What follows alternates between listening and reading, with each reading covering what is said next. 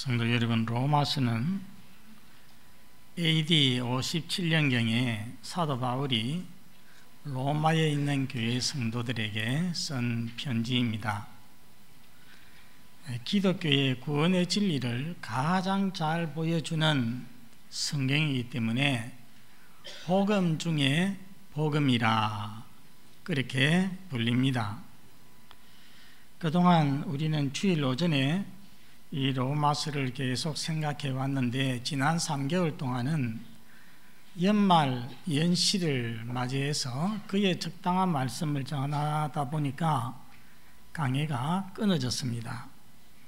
이제 다시 7장부터 강해에 갈 때에 이 로마서의 말씀을 통하여서 어거스틴을, 그리고 마르틴 루터를, 요한 웨슬레를 변화시키시고 또 앞서간 많은 성도들을 변화시킨 우리 하나님께서 우리도 더욱더 새롭게 변화시켜 주시고 우리의 믿음을 더욱더 굳건하게 하시는 은혜의 역사가 있게 되기를 바랍니다. 여러분, 로마서 1장에서 4장은 제목을 잡으면 이신칭이라고 할 수 있습니다.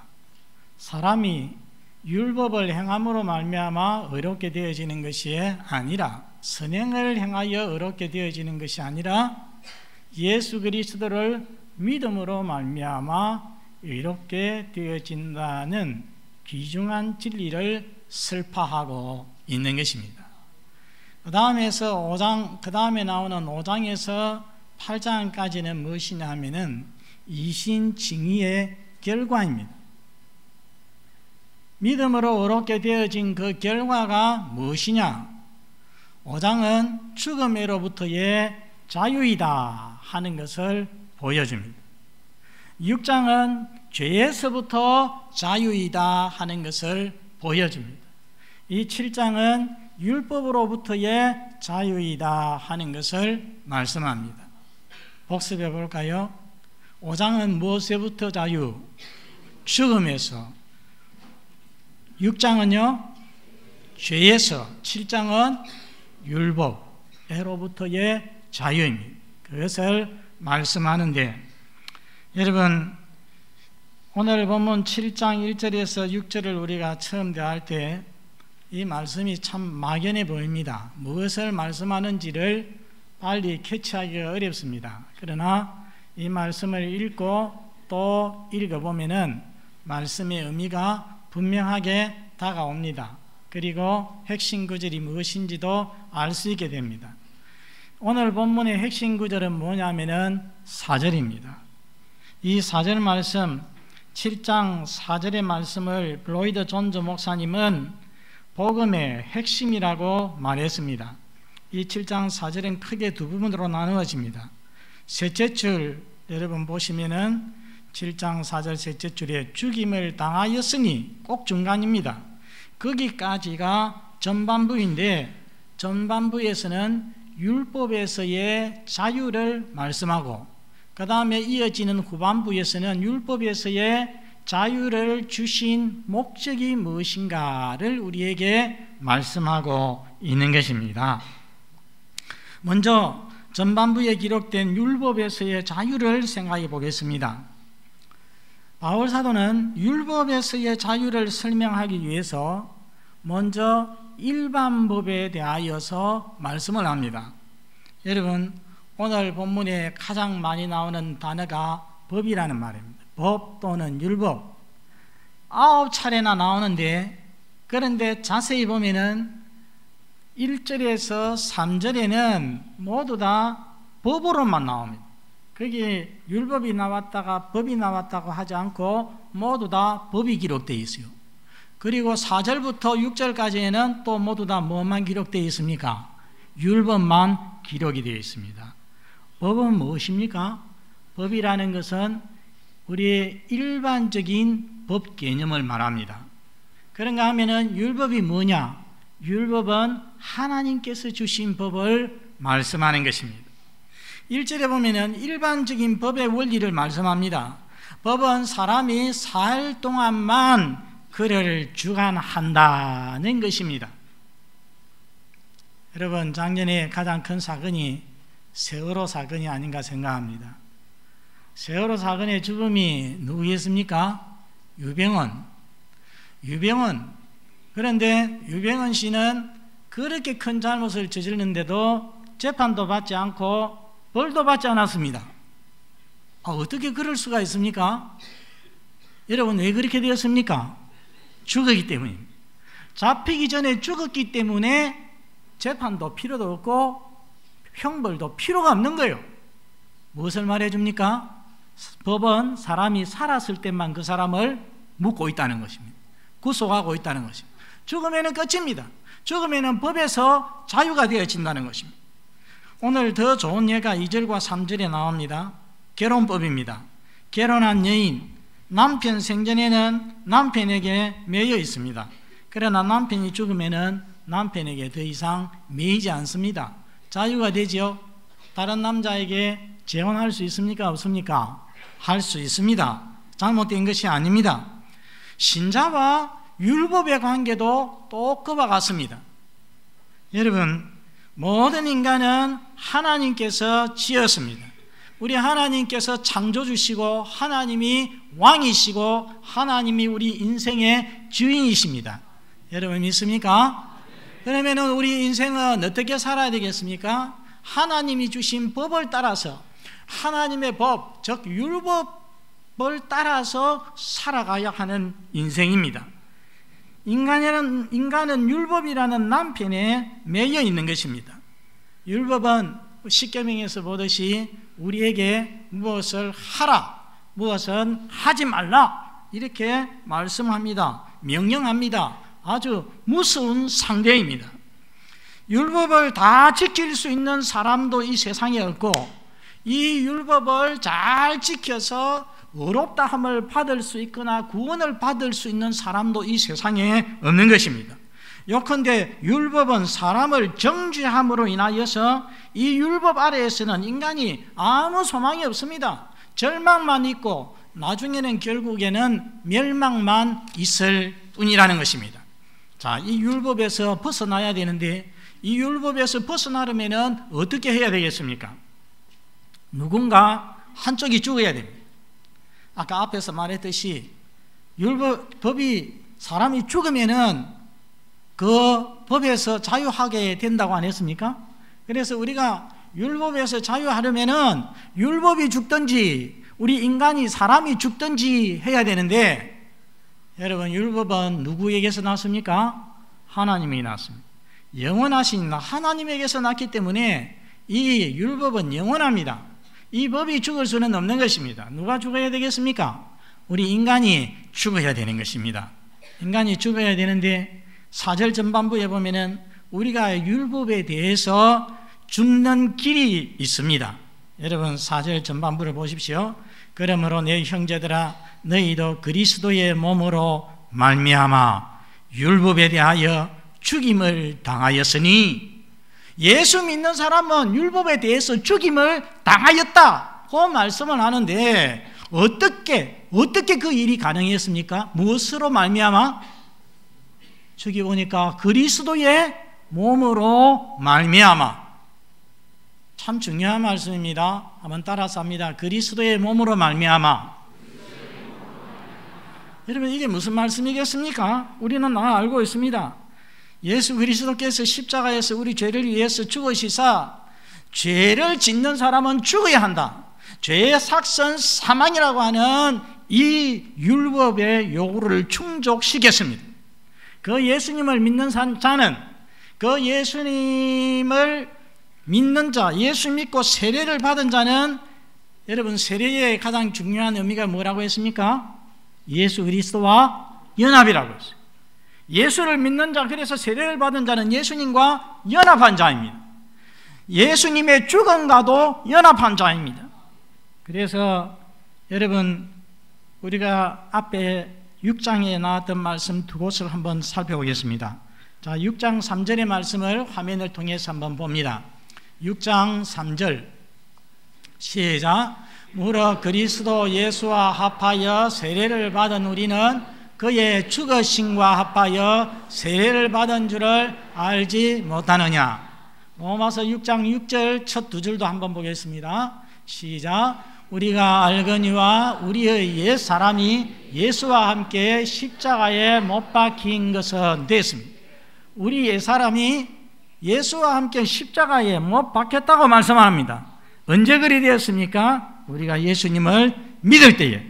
성도 여러분, 예수 믿는 자는 예수님이 십자가에 죽으실 때에 죄의 사람, 그 옛사람도 예수님과 함께 십자가에서 죽었습니다. 여러분 그렇게 믿으십니까? 이 믿음을 잃지 말아야 됩니다.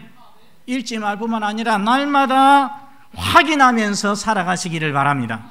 날마다 세상을 살아갈 때 나는 예수 그리스도와 함께 십자가에서 이미 죽었어. 나의 죄의 사람은, 나의 욕심의 사람은 십자가에 예수님과 함께 죽었다는 사실을 확인하면서 살아야 신자답게 살아갈 수가 있는 것입니다. 내가 나를 위해서 죽으신 예수님을 믿음으로 율법에 대해서 죽었으면은 나는 율법에 더 이상 매이지 않습니다. 나는 율법에서 자유한 사람이 됩니다. 더 이상 율법을 지켜야 의롭게 되고 구원을 받고 그렇지 않습니다. 율법에서 해방이 됩니다.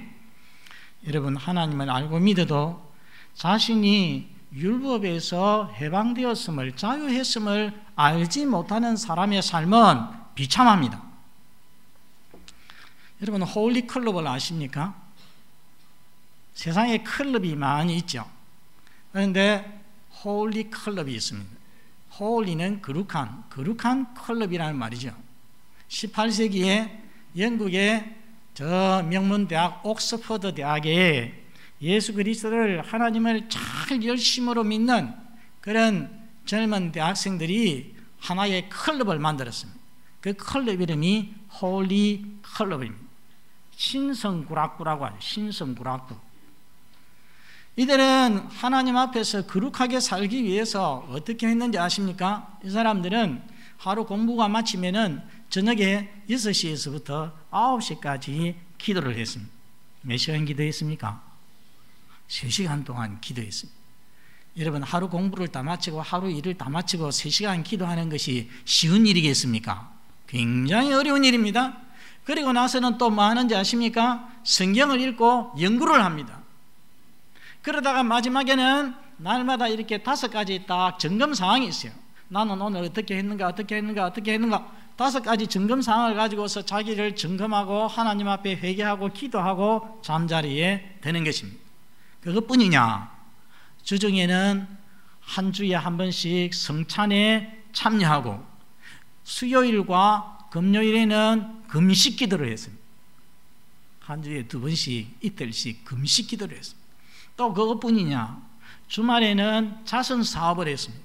자선 사업을 할 때에 감옥에 갇힌 사람들을 방문하고 병든 사람들을 찾아서 방문하고 가난한 사람들을 가서 도와주고, 이들의 삶은 그냥 빈틈이 없는 겁니다. 그냥 꽉 짜져 있습니다.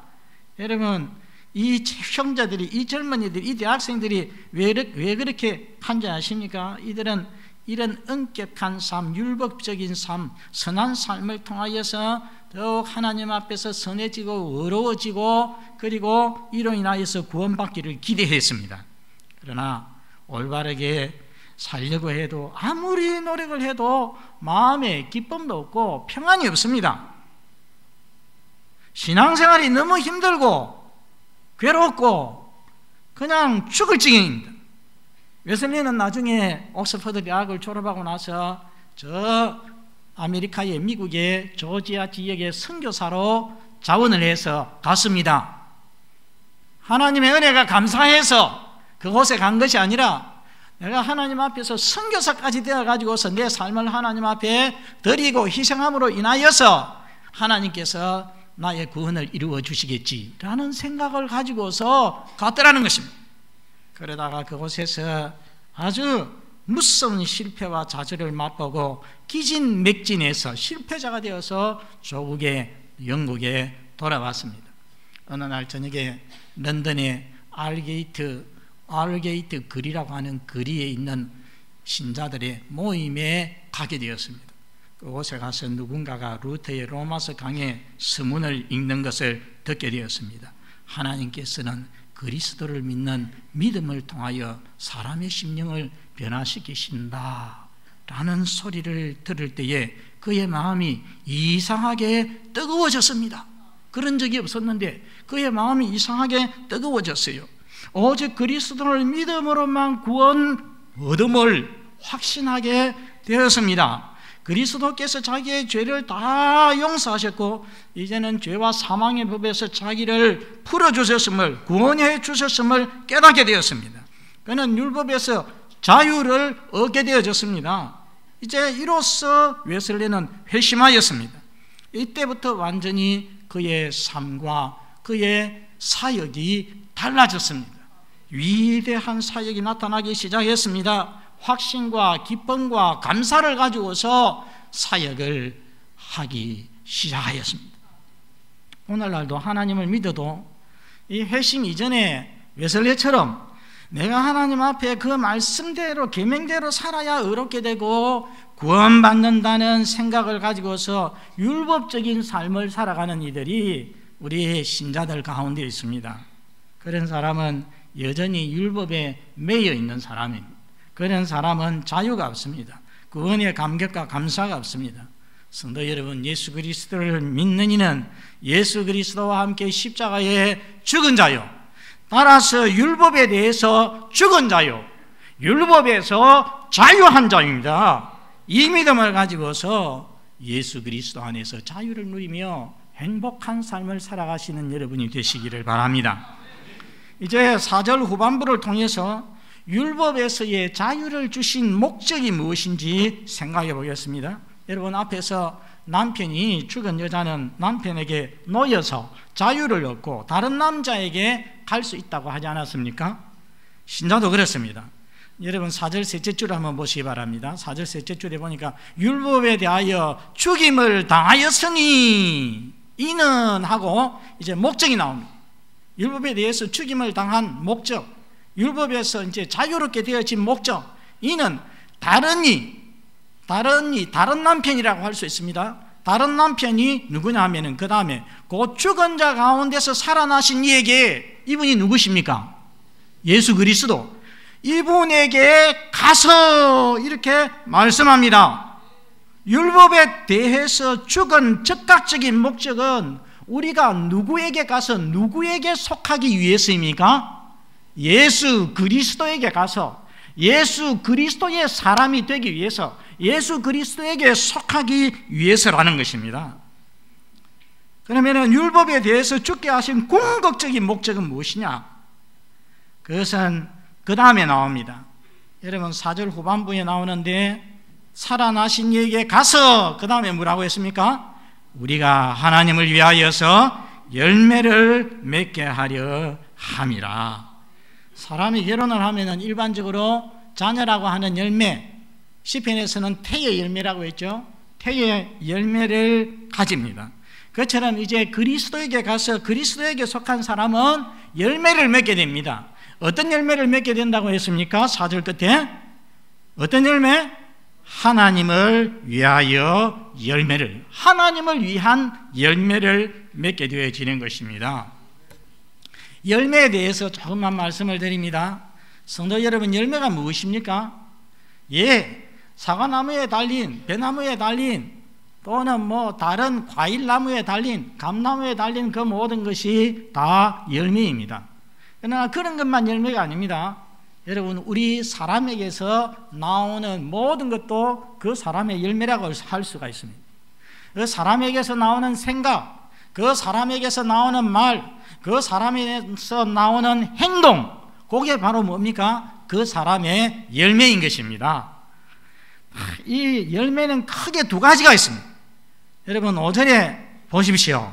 5절에 보면은 우리가 육신에 있을 때에는, 쉽게 말하면 이게 언제입니까? 우리가 예수 그리스도 밖에 있을 때는, 우리가 예수님을 믿지 않고 있었을 때는, 불신자로 있었을 때는 우리 속에 무엇이 역사했습니까? 그 다음 줄, 둘째 줄에 보시면 무엇이 역사했다고 합니까?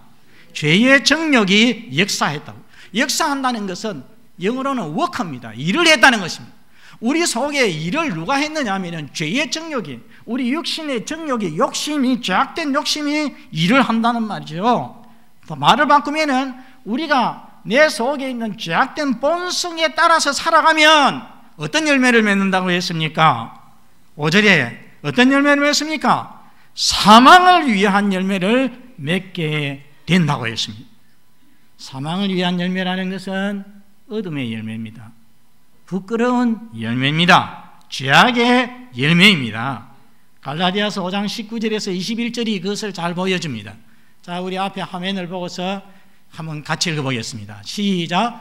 육체의 일은 분명하니 곧 음행과 더러운 것과 호색과 우상 숭배와 주술과 원수 맺는 것과 분쟁과 시기와 분냉과 당 짓는 것과 분열함과 이단과 투기와 술 취함과 방탕함과 또 그와 같은 것들이라. 아멘.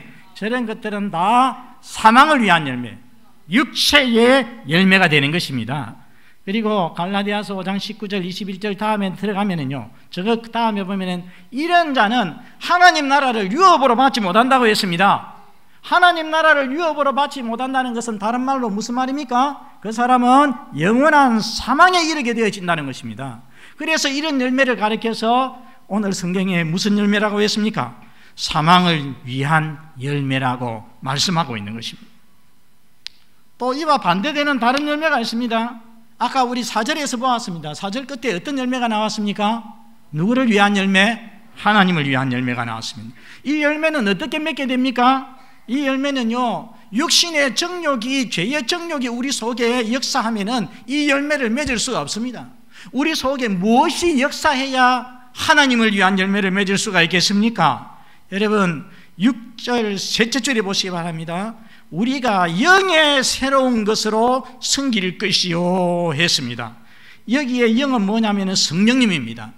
여러분 사람이 예수님을 믿어서 예수님께 속하면은 그리스도의 영이, 성령이 그 사람 속에 함께 하십니다. 그 사람 속에 거하십니다. 그 사람 속에서 역사하십니다. 그 사람 속에서 일을 하시는 것입니다.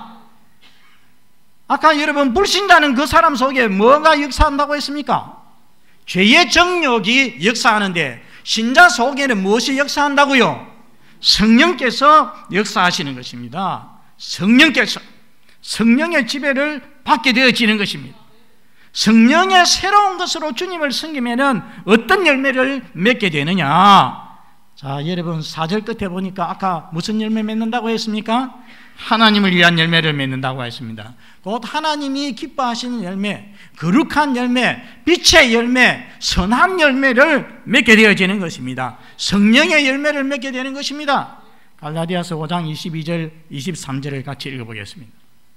시작. 오직 성령의 열매는 사랑과 희락과 화평과 오래 참음과 자비와 양성과 충성과 온유와 절제니 이 같은 것을 금지할 법이 없느니라. 아멘.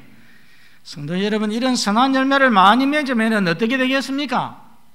요한복음 15장 8절에 있는 말씀 한번 보겠습니다. 이런 선한 열매 많이 맺으면 시작. 너희가 열매를 많이 맺으면 내 아버지께서 영광을 받으실 것이요 너희는 내 제자가 되리라.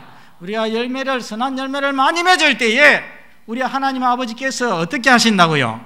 영광을 받으시게 되어지는 것입니다. 여러분, 사랑하는 성도 여러분, 여러분의 삶은 어떻습니까? 여러분 속에는 지금 죄의 정욕이 역사하고 있습니까? 아니면 하나님의 신 성령이, 거룩한 성령께서 여러분 속에 역사하고 계십니까? 여러분은 어떤 열매를 맺고 계십니까? 하나님을 위한 열매를 맺고 계십니까? 아니면은 오늘 나오는 사망을 위한 열매, 부끄러운 열매, 악의 열매를 맺고 계십니까?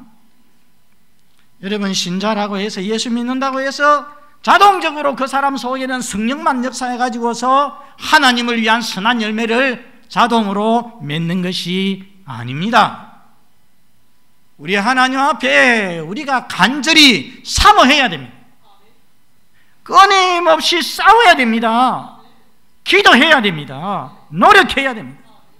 그래서 성령이 역사하는 사람이 되어서 하나님을 위한 열매, 선한 열매를 많이 맺으시는 성도 여러분이 되시기를 바랍니다. 여러분, 오늘 5, 6절 말씀을 보면은 율법에서 자유한다는 것은, 나는 이제 율법에서 자유했어. 예수 믿음으로써 율법에 대해서 죽었으니까 나는 율법에서 자유다. 이 말은 아무 통제도 없이 이제는 내 마음대로, 내 욕심대로 사는 것을 의미하지 않습니다. 도덕 폐기율을 의미하지 않습니다. 방종을 의미하지 않습니다. 신자의 자유는 자기의 육체를 위한 자유가 아닙니다. 쾌락을 위한 자유가 아닙니다. 죄짓기 위한 자유가 아니라 그리스도를 섬기기 위한 자유인 것입니다.